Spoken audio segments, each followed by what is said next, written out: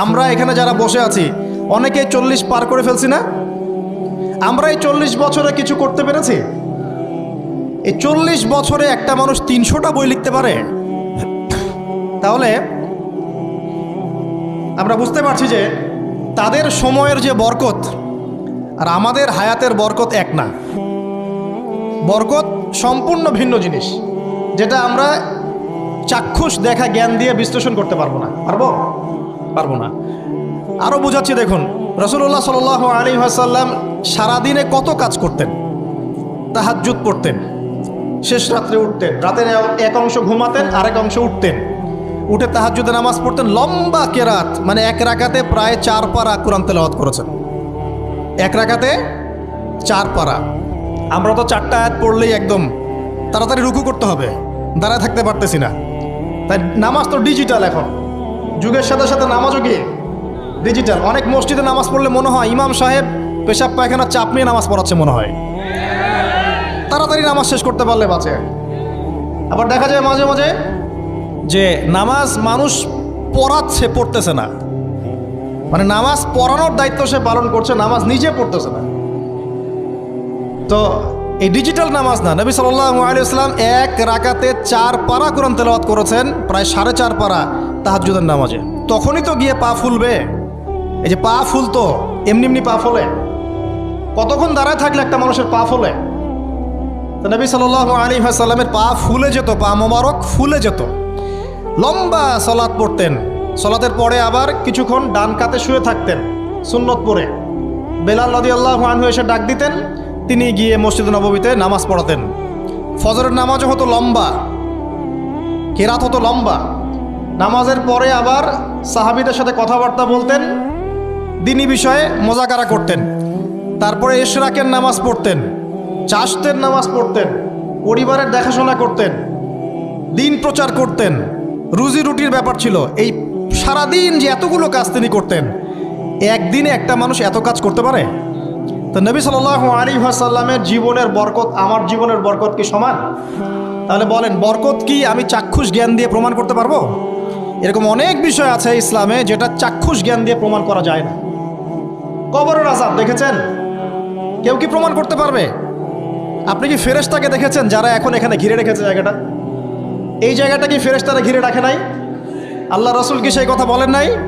কিন্তু আমরা কি প্রমাণ করতে পারবো এখন? আপনি চাক্ষুষ জ্ঞান দিয়ে পারবেন না। কবরের আযাব প্রমাণ করতে পারবেন না। স্বপ্ন মাঝে মাঝে দেখেন, সত্য হয় কি হয় না? মুমিনের স্বপ্ন সত্যি হবে কি হবে না? আখিরুজ জামানে মুমিনের স্বপ্ন বেশি বেশি সত্য হবে। তো সত্য স্বপ্নের কি ব্যাখ্যা দিবেন? কোনো ব্যাখ্যা নাই। আপনি কি জান্নাত জাহান্নাম দেখেছেন? দেখেন নাই। মিজান পুলসিরাত দেখেছেন? রূহ, আপনার শরীরে একটা রূহ আছে, আত্মা, এটা কি দেখেছেন? এখন এই যে বিষয়গুলো দেখা যায় না, আধ্যাত্মিকত্ব, বারাকা, আল্লাহর নূর, কবরের আযাব, পরকাল, ফেরেশতা, জিনজাতি, তো এগুলোকে আমরা তো বাহ্যিক জ্ঞান দিয়ে ব্যাখ্যা করতে পারবো না। পারবো? তাই বলে কি এগুলোর অস্তিত্ব নাই? বলেন, এগুলোর অস্তিত্ব আছে কি নাই? যদি এগুলোর অস্তিত্ব কেউ বিজ্ঞান দিয়ে প্রমাণ করতে চায়, পারবে? যুক্তি দিয়ে প্রমাণ করতে চাইলে পারবে? কোনো দর্শন দিয়ে প্রমাণ করতে চাইলে পারবে? পারবে না। তাহলে এখানে একটা বিষয় হচ্ছে, আল্লাহর পক্ষ থেকে যা নাজিল হয়েছে চোখ বন্ধ করে বিশ্বাস করতে হবে। এখন এই চোখ বন্ধ করে বিশ্বাস করলে পরে মানুষ আপনাকে বলবে ধর্মান্ধ। কি বলবে? এবং ইসলামের এই মৌলিক বিষয়গুলোকে যদি আপনি চোখ বন্ধ করে মেনে চলেন, এখনকার বিশ্বের মানুষ আপনাকে বলবে আপনি মৌলবাদী। এখন আপনি বলেন, ইসলামের মৌলিক বিষয়গুলোকে মেনে না চললে কি কেউ মুসলিম হতে পারবে কি না? পারবে? তাহলে পরিপূর্ণ মুসলিম হতে হলে আমাকে মৌলবাদী হতে হচ্ছে কি না? আমি এটা দিয়ে কি বুঝাচ্ছি? বুঝাচ্ছি আল্লাহ পাকের নাজিল করা প্রতিটা বিষয়কে চোখ বন্ধ করে মানতে হবে। কিছু বিষয় আমার বুঝে আসবে, কিছু বিষয় আমার বুঝে নাও আসতে পারে। এখন যতগুলো বিষয় বললাম, একটাও কি ব্যাখ্যা করতে পারবেন? কিন্তু এগুলো আপনাকে মানতেই হচ্ছে, কারণ আপনি মুসলিম। আল্লাহ বলেছেন, রাসূল বলেছেন, আমি মেনেছি। এখন আমার জ্ঞান কি আল্লাহ এবং তার রাসূলের জ্ঞানের চেয়ে বেশি না কম? এই পুরো মহাবিশ্ব যিনি পরিচালনা করছেন, তার জ্ঞান বেশি না আমার জ্ঞান বেশি? এই পুরো মহাবিশ্বের শত কোটি গ্যালাক্সি আছে, এক একটা গ্যালাক্সিতে হাজার হাজার সৌরজগৎ আছে। এরকম শত সহস্র গ্যালাক্সি নিয়ে একটা আসমান গঠিত হয়। এরকম 7টা মহাদেশ আছে, সাতটা মহাবিশ্ব আছে। এই 7 মহাবিশ্বের উপরে আছে কুরসি, ওয়াসিআ কুরসিয়ুহুস সামাওয়াতি ওয়াল আরদ। তার উপরে আছে মহাসাগর, যার গভীরতা 500 বছরের পথ। তার উপরে আছে আল্লাহ রাব্বুল আলামিনের আরশে আজিম। আর আল্লাহ রাব্বুল আলামিন এই আরশের উপর সমুন্নত। সেই মহান আল্লাহকে আমরা বলি আল্লাহু আকবার। কি বলি? এই যে আল্লাহু আকবারের মর্ম বুঝলেন? এখন এই বিশাল সত্তা আল্লাহু আকবার, আল্লাহ পাক সবচেয়ে বড়, এই সর্বোচ্চ সত্তার জ্ঞান বেশি না আমার জ্ঞান বেশি? তার পক্ষ থেকে যখন কোরআন এবং হাদিস নাজিল হচ্ছে, আমাকে তো চোখ বন্ধ করেই মানতে হবে, নাকি আমি যুক্তি দিব? হ্যাঁ, কিছু বিষয় আমার বুঝে আসবে, কিছু বিষয় আমার বুঝে নাও আসতে পারে। কিছু বিষয় আমি সায়েন্স দিয়ে প্রমাণ করতে পারবো, কিছু নাও পারতে পারি। কিছু আমি দর্শন দিয়ে প্রমাণ করতে পারবো, কিছু নাও পারতে পারি। যেগুলো পারছি না সেগুলো আমার বা আমাদের জ্ঞানের সীমাবদ্ধতা। কথা কি বুঝতে পারছেন? এটা আল্লাহ পাকের জ্ঞানের বা আল্লাহ পাকের ওহির কোনো ত্রুটি নয়। আল্লাহর ওহির কোনো ত্রুটি আছে? এটা আমার জ্ঞানের সীমাবদ্ধতা। আসেন সামনে যাই। যে কথাটা বলতে গিয়ে এদিকে আসলাম, দেখুন এমন অনেক বিষয় আছে যেগুলো আমরা খালি চোখে ব্যাখ্যা করতে পারবো না। আমরা যে যুগটাকে আইয়ামে জাহিলিয়াত বলছি, ওই যুগটাতে যে সমস্যাগুলো ছিল, যে পাপগুলো ছিল, সেগুলো এখনকার বিশ্বে আরও অনেক উঁচু লেভেলে বিরাজ করছে। যেমন এই যে আপনারা বললেন, একটা পাপ ছিল শিরক। সরাসরি মূর্তি পূজা বলছি না, আমরা বলছি কি শিরকের পাপ ছিল। ওই আইয়ামে জাহিলিয়াতের মানুষগুলো শিরকের পাপে নিমজ্জিত ছিল। তারা শুধু মূর্তির পূজাই করতো এমনটা নয়, তারা কবরেরও পূজা করত, তারা মৃত মানুষেরও পূজা করত, তারা কেউ কেউ নাস্তিকতায়ও বিশ্বাসী ছিল। সূরা মুমিনুন পড়লে দেখবেন তাদের মধ্যে একটা আকীদা ছিল, ইন হিয়া ইল্লা হায়াতুনা দুনিয়া নামুতু ওয়া নাহইয়া। কাফেররা বলতো যে আমরা এই পৃথিবীতে জন্মেছি, এখানেই আমরা জন্মাবো, এখানেই মারা যাব। ওয়া মা নাহনু বিমা বুউসিন, আমাদেরকে পুনরুত্থিত করা হবে না। এই পরকালের কনসেপ্টে তারা বিশ্বাস করতো না। তো এরকমও লোক ছিল। শুধু যে লাত, ওজ্জা, হবল, মানাত এগুলোর পূজা করতো তাই নয় বিষয়টা। এখানে কবর পূজাও ছিল, এখানে আপনার মৃত মানুষের পূজাও ছিল, এখানে গাছপালা, চন্দ্র, সূর্য, নক্ষত্রের পূজাও ছিল, আবার নাস্তিকতাও ছিল। এক কথায় আইয়ামে জাহিলিয়াতের সবচেয়ে বড় পাপ ছিল শিরক। কথা কি বুঝতে পারছেন ভাই? আচ্ছা, না বুঝলে বলবেন, শেষে গিয়ে প্রশ্ন করবেন ইনশাআল্লাহ, সমস্যা নাই। তাহলে প্রথম যে পাপটার কথা বললাম সেটা কি? শিরক। এখন একটু এই 1400 বছর পরে চলে আসেন, চলে এসে দেখেন এখনকার সমাজের দিকে তাকান, এখনকার মুসলিম রাষ্ট্রগুলোর দিকে তাকান, আর পুরো বিশ্বের দিকে তাকান। সবচেয়ে বড় সমস্যাটা কি বলেন? সবচেয়ে বড় সমস্যা কি শিরক নয়? আচ্ছা, মুসলিমরা কি এখন অনেকেই কবর পূজা করে না? মুসলিমদের মধ্যে অনেকেই দেখবেন যে মৃত মানুষের কাছে চাচ্ছে না, মৃত মানুষের কাছে সন্তান প্রার্থনা করে না, ওই যে ওখানে গিয়ে নজর মান্নত করছে না যে মৃত মানুষকে সন্তুষ্ট করলে আমার ভালো হবে, না হলে আমার কোনো ক্ষতি হয়ে যাবে, এটা মানুষ করছে না। মুসলিমদের মধ্যে বহু মানুষ আল্লাহর হালালকে হারাম করছে না, আল্লাহর হারামকে হালাল করে নিচ্ছে না, এটাও কিন্তু শিরক। আপনি কি জানেন যে আল্লাহর হালালকে হারাম করলে শিরক হয়? আল্লাহর হারামকে হালাল করলে শিরক হয়। সুদ হালাল না হারাম? না, সুদ তো ফরজ। সুদ হালাল না হারাম? সুদ তো এখনকার বিশ্বে ফরজ। সুদ ছাড়া এই বিশ্ব চলবে না। আপনি ঠিক বলছেন, কিন্তু সুদ ছাড়া এই বিশ্ব চলে না। যে কোনো কিছু করতে গেলে সুদ লাগবে। তো এখন যে সবাই এটাকে হালাল করে নিচ্ছে, এটা কি হচ্ছে? আল্লাহর হারামকে মানুষ হালাল করছে না। আচ্ছা বলেন, মদ হারাম না হালাল? বলেন। মদ তো ওয়াজিব নাকি? যুব সমাজে তো মদ না খেলে চলেই না। মদ খায় না এমন যুব সমাজের সংখ্যা বেশি না খায় তার সংখ্যা বেশি? কয়টা ছেলে আছে স্মোক করে না? বলেন, কয়টা ছেলে দেখাতে পারবেন যারা স্মোক করে না? এখানে কারা কারা স্মোক করেন না? মাশাআল্লাহ, আলহামদুলিল্লাহ, মাশাআল্লাহ। হাত নামান, হাত নামান, হাত নামান। আল্লাহ পাক আপনাদের রক্তে এবং মাংসে বরকত দান করুন, দোয়া করি। যদি আপনি কোনো কমিউনিটির মধ্যে দেখাতে পারেন যে তারা মাদক থেকে দূরে আছে, তারা শুধুমাত্র ইসলামিক কমিউনিটি, অন্য কোনো কমিউনিটি না। যদি আপনি মাদক মুক্ত কোনো ক্যাম্পাস দেখাতে পারেন, সেটা হবে মাদ্রাসা। যদি পর্ন মুক্ত ক্যাম্পাস দেখাতে পারেন, দেখাতে হবে মাদ্রাসাকে। এখানে বিষয়টা হচ্ছে যারা ইসলাম প্র্যাকটিস করে, কোরআন এবং সুন্নাহর বুঝ যাদের মধ্যে আছে, যাদের মধ্যে আল্লাহর ভয় আছে, এরা কখনো সুদ খাবে? এরা কি মদ খাইতে পারবে? পারবে না। ইনশাআল্লাহ আপনারা কি জিনা করতে পারবেন?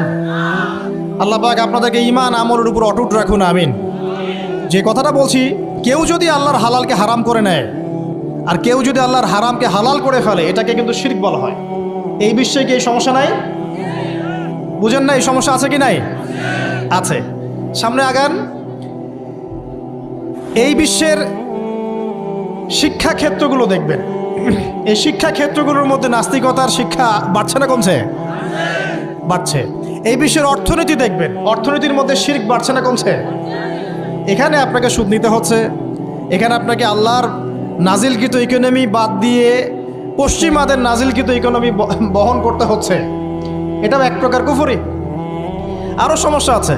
এই বিশ্বের ওয়ার্ল্ড অ্যাফেয়ার্সের দিকে তাকাবেন, দেখবেন বিশ্বের কয়টা জায়গা আপনি আমাকে দেখাতে পারবেন যেখানে মুসলিমদের মধ্যেও আল্লাহ রাব্বুল আলামিনের নাজিলকৃত বিধান দিয়ে বিচার ফয়সালা হচ্ছে? কয়টা দেখাতে পারবেন? তো যেখানে আছে খুব স্বল্প পরিসরে। পুরো বিশ্বের অবস্থা আজকে এমন। পর্নোগ্রাফি হালাল না হারাম? পশ্চিমা সংস্কৃতির মধ্য দিয়ে এটা সারা বিশ্বে ছড়িয়ে দেওয়া হয়েছে। মানুষ এখন এটাকে available part of our life এটা মনে করছেন, common part of our life. পর্দা হালাল না হারাম? বলেন, পর্দা না করাটা হারাম না হালাল? আচ্ছা, এখন দেখেন, মিডিয়া বলেন, প্রিন্ট মিডিয়া বলেন, ইলেকট্রনিক মিডিয়া বলেন, বিভিন্ন প্রযুক্তিগত উন্নয়নের মধ্য দিয়ে নগ্নতাকে প্রমোট করা হচ্ছে কি হচ্ছে না? বলেন, হচ্ছে কি হচ্ছে না? এখন কি কাপড় খোলার দিকে মানুষ বেশি আগ্রহী না পরার দিকে? দেখবেন ইসলামের বুঝ যাদের মধ্যে নাই, এরা কাপড় খুলতে যাচ্ছে এখন। আর আমি আপনাদেরকে বলি, আগের লেকচারগুলোতেও বলেছি, এই পুরো মহাবিশ্বে আমাদের বাবা আর মা আদম এবং হাওয়া আলাইহিস সালাম, তাদের গা থেকে পোশাকটা খুলে ফেলেছিল কে জানেন? কে? ইবলিস। যখনই তারা গাছের কাছে গেলেন, তখন কি হলো? ফালাম্মা যাকাশ শাজারা বাদাত লাহুমা সাওয়াতিহিমা। যখনই তারা গাছের কাছে গেলেন, তাদের কাপড় খুলে পড়ে গেল। তাহলে পুরো মহাবিশ্বে আমাদের পিতামাতাকে নগ্ন করে দিয়েছে কে? ইবলিস, শয়তান। তাহলে এখন পৃথিবীতে যারা মুসলিমদেরকে বা অমুসলিমদেরকে, পুরো মানবতাকে যারা নগ্ন করতে চাচ্ছে, এরা কার এজেন্ট? এরা কার এজেন্টটা বাস্তবায়ন করছে? এটা কি বুঝতে বাকি থাকে? আমি কথাগুলো বানিয়ে বলি নাই। সূরা আরাফ পড়েন, দেখবেন সব লেখা আছে। আসেন, এক কথায় বলতে চাচ্ছি, ওই সময়কার যে শিরকটা শুধুমাত্র মক্কায় সীমাবদ্ধ ছিল, এখনকার শিরকটা গ্লোবালাইজেশন হয়েছে আর কি।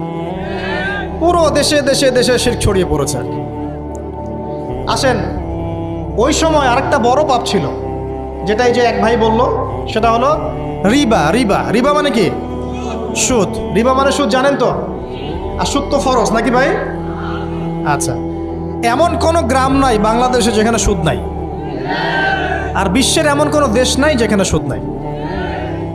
আর এই যুগের কথাই নবী সাল্লাল্লাহু আলাইহি ওয়াসাল্লাম হয়তো বা বলেছিলেন, আল্লাহু আ'লাম, আল্লাহ ভালো জানেন, যে এমন একটা যুগ আসবে যে যুগে ম্যাক্সিমামই সুদখোর হবে। যে ব্যক্তি সুদের ছিটাফোটা, মানে সুদের পাপ থেকে বেঁচে থাকতে চাইবে, ওর গায়েও গিয়ে সুদের ছিটাফোটা গিয়ে লাগবে। এটা সেই যুগ না? আপনি বুঝতে পারছেন না হয়তো, এটা সেই যুগ। আপনি মনে করছেন দাড়ি, টুপি, পাগড়ি, জুব্বা মাশাআল্লাহ সব লাগাই দিছি, হ্যাঁ, বাইরে একটা সাইনবোর্ড আছে, আমি মৌলবী, আল্লামা, আমি একজন দায়ী বক্তা, কিন্তু সুদের যে ওই ছিটাফোটা, এটা আপনার কাছে আমার কাছেও আছে। হয়তো আপনি বুঝতে পারছেন না। কখন বুঝবেন? যখন ইসলামিক অর্থনীতির বইগুলো পড়তে পারবেন। আর শুধু ইসলামিক অর্থনীতির বই যথেষ্ট না, এর পাশাপাশি আমাদের দরকার এই প্রচলিত যে IMF, ইন্টারন্যাশনাল মনিটারি সিস্টেম, এর নীতিগুলো জানা। তখন কি আপনি বুঝবেন ওয়ার্ল্ড ব্যাংক কী জিনিস, IMF কী জিনিস, ঠিক আছে? তখন বুঝবেন যে পেট্রো ডলার কী জিনিস, তখন বুঝবেন যে হার্ড কারেন্সি, সফট কারেন্সি কী জিনিস। এখন বুঝবেন না। আর যেহেতু বুঝবেন না, অতএব আমি এগুলো বলেও লাভ নাই। যেহেতু আপনি বুঝবেন না, আমি যদি এখন এইসব নিয়ে কথা বলি, আপনার কাছে মনে হবে এইসব কী উল্টাপাল্টা কথা কইতাছে। ঠিক আছে?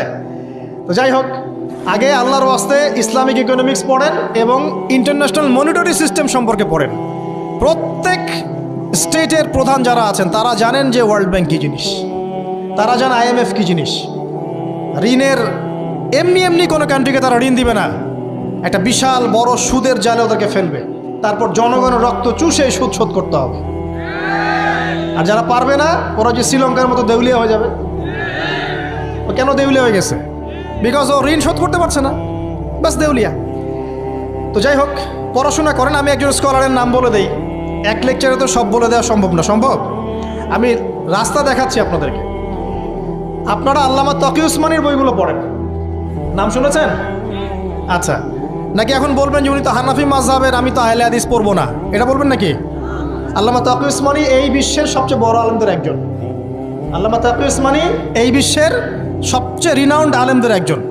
তার ইসলামিক অর্থনীতির যে পুরো সিরিজ আছে, আল্লাহর ওয়াস্তে বাসায় কিনে একবার পড়ে দেখেন অর্থনীতি কী জিনিস, আপনি কিসের উপর দাঁড়িয়ে আছে। পড়া যাবে না ইনশাল্লাহ? আপনি তাকে ভালো যদি নাও বাসেন তাও পড়ে দেখেন। মনে করেন আপনি একটা কমিউনিটির মধ্যে আছেন, বা একটা সংগঠনে আছেন, বা একটা ঘরানার মধ্যে আছেন, তাহলে কি অন্য ঘরানার বইপত্র পড়া যাবে না? হারাম হয়ে গেছে নাকি? এই যে সংকীর্ণ মানসিকতা থাকলে ভাই হেদায়েত পাওয়া যাবে না। আর আপনি যে মনে করছেন আমি একদম হকের উপর আছি, আপনি সঠিক পথে আছেন ঠিকই, তবে এটা সঠিক ভুল পথ। কথা বুঝতে পারছেন না? আপনি মনে করছেন যে আমি একদম চূড়ান্ত সঠিক বিষয়ের উপর আছি।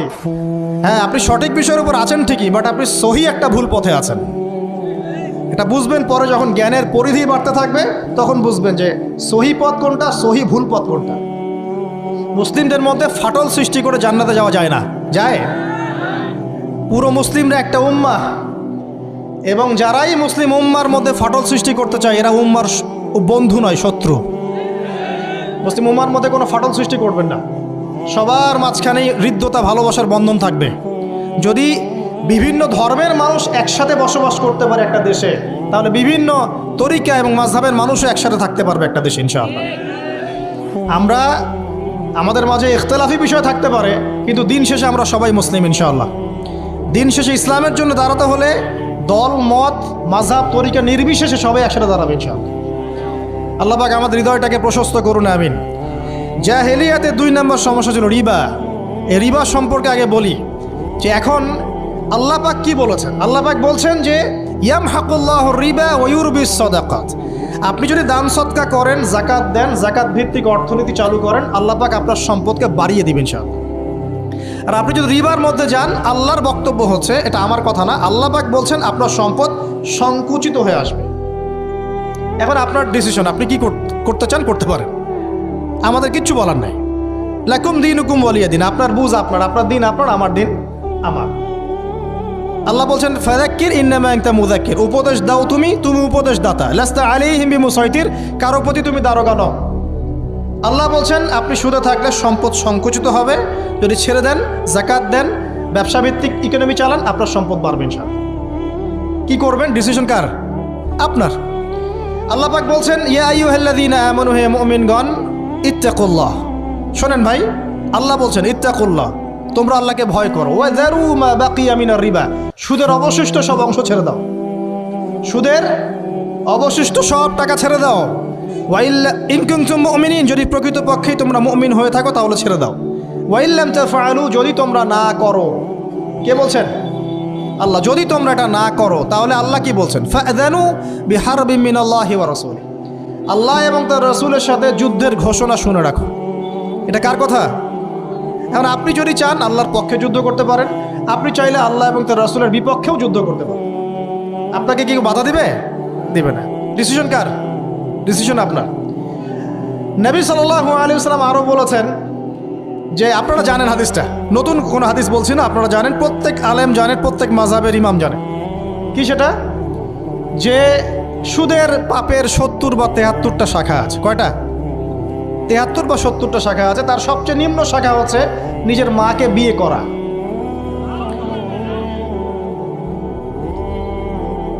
দেখলেন আমাদের অন্তরে কি কথাটা আঘাত করলো?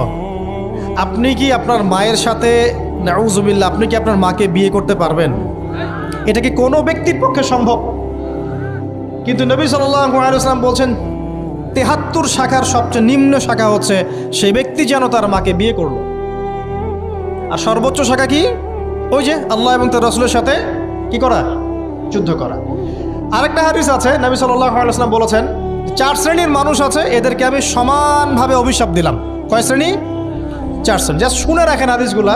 আমি জানি এই বিশ্বে আপনি এই হাদিসগুলোর উপর ইমপ্লিমেন্টেশনে যেতে পারবেন না, এটা আমি বুঝি, কিন্তু আকীদা ঠিক থাকতে কি কোনো সমস্যা আছে? একটা মানুষ পাপ করে, জেনে করে যে হ্যাঁ আমি জানি এই কাজটা খারাপ, ঠিক আছে। আরেকটা মানুষ মনে করে না এটা করলেও হয়, না করলেও হয়, কোনো সমস্যা নেই।